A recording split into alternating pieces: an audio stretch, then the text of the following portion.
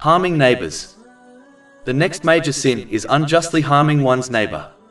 In a narration found in Sahih Bukhari, number 6014, the Holy Prophet Muhammad, peace and blessings be upon him, advised that he was encouraged to treat neighbors kindly to such an extent that he thought that a neighbor would become an heir of every Muslim.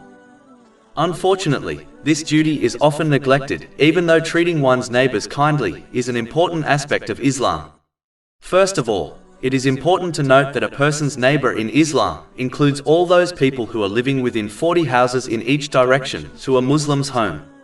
This is confirmed in Imam Bukhari's Adab al-Mufrad, number 109. The Holy Prophet Muhammad, peace and blessings be upon him, once connected belief in Allah, the Exalted, and Judgment Day to treating a neighbor kindly in a narration found in Sahih Muslim, number 174.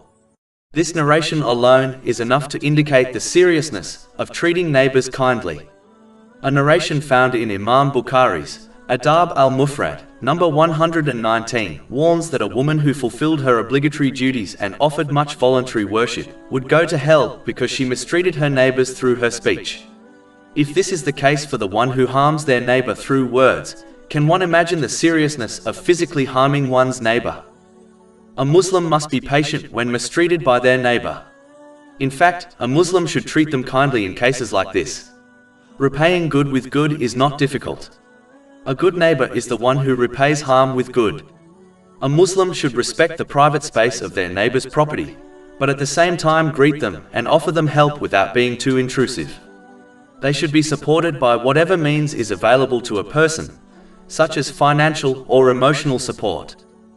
A Muslim should always conceal the faults of their neighbors. The one who conceals the faults of others will have their faults concealed by Allah, the Exalted. And the one who exposes the faults of others, Allah, the Exalted, will expose their faults and publicly disgrace them. This is confirmed in a narration found in Sunan Abu Dawood, number 4880. Over 400 free ebooks, audiobooks, infographics, podcasts and blogs available on our website, www.shakepod.com.